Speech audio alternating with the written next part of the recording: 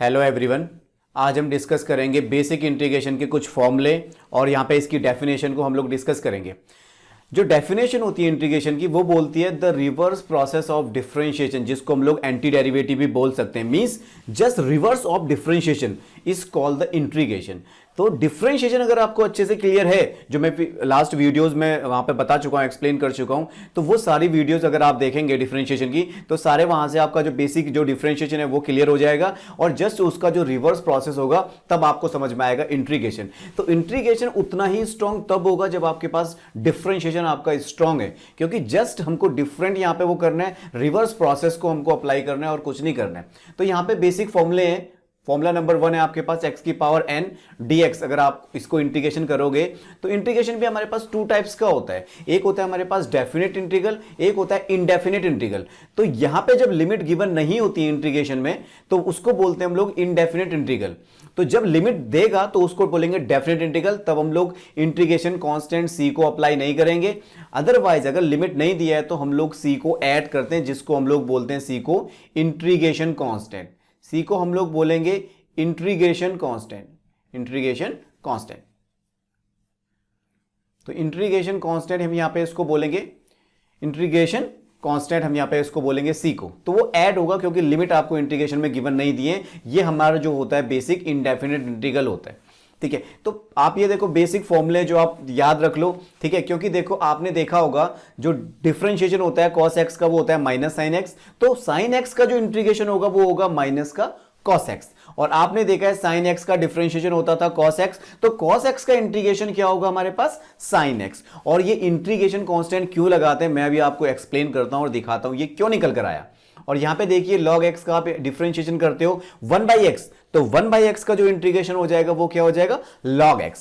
तो इसी तरीके से एक हमारे पास एक और फंक्शन होता है e to the power x। तो e to the power x का जो डिफरेंशिएशन होता था वो सेम होता था e to the power x। तो e to the power x का इंटीग्रेशन भी क्या हो जाएगा e to the power x। अब हम यहां पे इसको एक्सप्लेन करते हैं कि जो यहां पे c है, c को क्यों हम ऐड कर रहे हैं। ठीक है, जो इंटीग्रेशन कांस्टेंट है उसको क्यों ऐड किया, क्या जरूरत पड़ी जो हमारे पास इंटीग्रेशन कांस्टेंट है उसको ऐड करने की। ठीक है, तो c को हम लोग बोलते हैं इंटीग्रेशन कांस्टेंट। अब मैं आपको बताता हूं यहां पे c को हमने क्यों ऐड किया। ठीक है, चलिए आप सपोज आपने अगर डिफरेंशिएशन किया होगा तो मैं आपको बेसिक डिफरेंशिएशन बताता हूं। जैसे सपोज आपके पास फंक्शन है y equal to x square plus 2 और सपोज एक और फंक्शन है y इक्वल टू आपके पास एक्स स्क्वायर प्लस 5।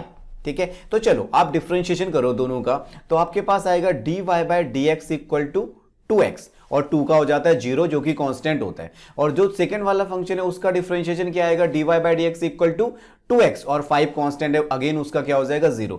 तो आप देखो जो आपके पास जो डेरिवेटिव निकला dy by d x differentiation करने के बाद, तो आपके पास निकला दोनों केस में 2x और 2x निकला। ठीक है, तो जब आपके पास 2x निकला तो अब आप 2x का इंटीग्रेशन करिए। ठीक है, इंटीग्रेशन करते हैं, चलिए हम इंटीग्रेशन करते हैं 2x का। ठीक है, विद रिस्पेक्ट टू हम x इंटीग्रेशन करते हैं। तो देखो जब मैं इसका इंटीग्रेशन करूंगा 2 तो कांस्टेंट है, तो x और x का इंटीग्रेशन हमारे पास क्या हो जाएगा, x की पावर यहां पे 1 है। ठीक है, एल्जेब्रिक टर्म है, तो एल्जेब्रिक टर्म के लिए फॉर्मूला देखो ये लग जाएगा x की पावर 1 और dx का फॉर्मूला क्या लगेगा x की power n plus 1 divided by n plus 1। तो x की पावर n, तो यहां पे x की पावर कितनी है 1 है, तो आएगा आपके पास 2 x की पावर 1 प्लस 1, आपके पास 2 नीचे भी 1 प्लस 1। ठीक है, बट देखो इसको सिंप्लीफाई करो तो आपके पास क्या आ गया एक्स स्क्वायर बाय 2, 2 से 2 कैंसिल हो गया तो आपके पास एक्स स्क्वायर आ गया। बट आपके पास क्या आना चाहिए था, एक्स स्क्वायर प्लस या तो 2 आना चाहिए था या फिर एक्स स्क्वायर प्लस 5 आना चाहिए था। बट ये तो हमें पता नहीं है कि एक्स स्क्वायर प्लस 2 था या एक्स स्क्वायर प्लस 5 था। ठीक है, बट आपके पास यहां पे कुछ नहीं आ रहा है तो आप क्या करते हैं इंटीग्रेशन कांस्टेंट ऐड करते हैं, जो 5 भी हो सकता था और जो 2 भी हो सकता था। तो इसलिए हम लोग क्या करते हैं इंटीग्रेशन कांस्टेंट को ऐड। क्यों, क्योंकि जब हमने इसका डिफरेंशिएशन किया तो हमें मिला 2x, तो 2x का इंटीग्रेशन करने पे हमें यही मिलना चाहिए था ना दोबारा से एक्स स्क्वायर प्लस 2 या फिर एक्स स्क्वायर प्लस 5। तो जो 5 और 2 है वो कुछ भी हो सकता था वो 10 हो या फिर वो कुछ और हो। तो हम क्या करते हैं यहां पे कोई ना कोई कांस्टेंट को ऐड करते हैं और जिसको हम लोग बोलते हैं सी को इंटीग्रेशन कांस्टेंट। सी हमारे पास होता है इंटीग्रल कांस्टेंट या इंटीग्रेशन कांस्टेंट। तो ये हम ऐड करेंगे ही करेंगे जब हमारे पास इंडेफिनिट इंटीग्रल आएगा तो c को हम ऐड करेंगे, क्योंकि डिफरेंशिएशन में यही c क्या हो जाता है, कांस्टेंट 0 हो जाता है। तो इसलिए हम लोग यहां पे इसको ऐड करते हैं। ठीक है, चलो अब बाकी जो फॉर्मूले मैंने यहां पे अब लिखे हुए हैं तो एज इट इज आपको फॉर्मूले ध्यान रखने पड़ेंगे। ये बेसिक ट्रिग्नोमेट्रिक के फॉर्मूले लगाओ, और हमारे पास यहाँ पे लॉग के लिए लॉग का फॉर्मूला लगाओ, और एल्जेब्रिक के लिए फैला वाला फॉर्मूला सबसे बेसिक है और काफी इंपॉर्टेंट है। ठीक है, चलिए कुछ एग्जांपल मैं बताता हूं हर एक फॉर्मूले के ऊपर। जैसे आपके पास क्या आ गया, आपके पास आ गया x की पावर 5 और आपको इसका इंटीग्रेशन करना है, तो आपके पास सेम फॉर्मूला लगेगा। फॉर्मूला क्या कहता है, x की power n+1 divided by n+1 plus c। तो ठीक है, आप यहां पे अप्लाई करिए तो आपके पास क्या आएगा, x की पावर, ठीक है, तो यहां पे इंटीग्रेशन का साइन खत्म हो जाता है। जैसे आप इंटीग्रेशन करेंगे तो इंटीग्रेशन का साइन क्या हो जाएगा, कैंसिल हो जाता है। तो x की पावर n यहां पे 5 है, तो 5+1 और डिवाइडेड बाय 5+1 प्लस c। तो यहां पे आपके पास आंसर आ जाएगा x की पावर 6 डिवाइडेड बाय 6 प्लस का c। ये आपके पास x की पावर 5 का आ गया। बस आपने पावर में एक ऐड कर देना है और डिनोमिनेटर में भी एक ऐड कर देना है n में, तो आपका निकल कर आ जाता है integration for algebraic function only on. ठीक है ना, अगर फंक्शन ट्रिग्नोमेट्रिक है तो फिर ऐसा नहीं हो सकता। ठीक है, अगर साइन x की हम बात करें और इसका डिफरेंट इंटीग्रेशन करें तो ये हो जाता है आपके पास माइनस का cos x प्लस c। तो यहां पे आ जाएगा आपके पास इंटीग्रेशन ऑफ साइन x, आपके पास आ जाएगा माइनस का cos x और प्लस का c, क्योंकि लिमिट गिवन नहीं दे रखी है। तो जब लिमिट गिवन नहीं देगा तो हम लोग इस तरीके से इसको ऐड करेंगे इंटीग्रेशन कांस्टेंट। और हमारे पास cos का हमारे पास cos x का इंटीग्रेशन हो जाता है sin x प्लस c। क्यों, क्योंकि देखिए जब आप sin x का डिफरेंशिएशन करते हैं तो sin x का डिफरेंशिएशन क्या आता है हमारे पास, cos x। ठीक है, तो क्या cos x का इंटीग्रेशन sin x नहीं आना चाहिए, तो cos x का इंटीग्रेशन भी तो sin x आना चाहिए ना। तो ये sin x और प्लस का c। तो जब भी हमारे पास लिमिट गिवन नहीं होंगी हम क्या करेंगे, इंटीग्रेशन कांस्टेंट को ऐड करेंगे ही करेंगे। ठीक है, तो यहां पे हमारे पास, ठीक है, इसको ध्यान रखना है आपने, इंटीग्रेशन ये बेसिक आपके पास फॉर्मूले हैं।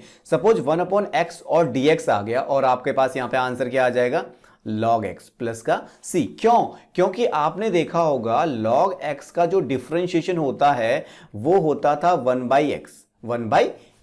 तो यहां पे हमारे पास 1/x का क्या हो जाएगा इंटीग्रेशन, log x। 1/x का इंटीग्रेशन हो जाएगा हमारे पास log x। और एक और फंक्शन था e⁻x जिसका डिफरेंशिएशन भी सेम था, इसलिए इसका इंटीग्रेशन भी क्या आएगा, सेम आएगा। तो आप यहां पे इंटीग्रेशन कांस्टेंट ऐड कर दो और आपके पास सेम रहेगा। तो ये जो बेसिक फॉर्मूले है ना ये काफी इंपॉर्टेंट है। फॉर्मूले तो और भी बहुत सारे डेराइव हो सकते हैं, बट आपके पास जो बेसिक फॉर्मूला है आपको सिर्फ इस पे ही कॉन्सेंट्रेट करना है और आपको इसकी हेल्प से सब कुछ निकल कर आ जाएगा। ठीक है, जब आपके पास इंटीग्रेशन में लिमिट गिवन होंगी, लोअर लिमिट और अपर लिमिट, उस समय आप सी का यूज नहीं करोगे। आप क्या करोगे, डेफिनेट इंटीग्रल में सी को ऐड नहीं करोगे। जब भी आप ऐड करोगे इनडेफिनेट इंटीग्रल में आप सी को ऐड करोगे। ठीक है, जिसको हम बोलते हैं इंटीग्रेशन कांस्टेंट। तो ये तो थे हमारे पास बेसिक फॉर्मूले जिनको हमें डायरेक्टली अप्लाई करना होता है, और यहां पे डेफिनेशन। ठीक है, अब मैं आपको बताता हूं यहां पे बाई पार्ट का एक फॉर्मूला, और बाई पार्ट रूल क्या बोलता है वो भी मैं यहां पे दिखाता हूं। तो बाई पार्ट रूल जो है ना काफी इंपॉर्टेंट है, हम लोग पढ़ते हैं, जिसको हम लोग प्रोडक्ट रूल भी बोल सकते हैं इंटीग्रेशन में, बट उसको हम लोग क्या बोलते हैं, बाई पार्ट। अगर आपके पास फंक्शन कैसा आ जाए, अगर आपके पास सपोज x आ जाए और आपके पास sin x आ जाए, तो आप इसका इंटीग्रेशन डायरेक्ट कैसे करेंगे, तो इसका इंटीग्रेशन करने के लिए आपको बाई पार्ट रूल और आइलेट वो यूज करना पड़ेगा। ठीक है ना, बाई पार्ट रूल और आइलेट यूज करना पड़ेगा। तो वीडियो कहीं ज़्यादा लंबी ना हो जाए इस वजह से मैं अभी बेसिक जो यहाँ पे फॉर्मूले मैंने लिखे हुए हैं ओनली ऑन फॉर्मूले मैं यहाँ पे लिखता हूँ, और ये जो हमारे पास जो बाई पार्ट रूल है इसको मैं नेक्स्ट वीडियोस में एक्सप्लेन करूंगा, और इसके साथ साथ कुछ और प्रॉपर्टी इंटीग्रेशन की मैं यहाँ पे आपके साथ डिस्कस करूंगा। तो नेक्स्ट वीडियो में मिलते हैं हम लोग आइलेट और बाई पार्ट रूल के साथ। Thank you for watching this video. अगर वीडियो पसंद आए तो लाइक करिए, शेयर कीजिए, सब्सक्राइब कर दीजिए। Thank you for watching.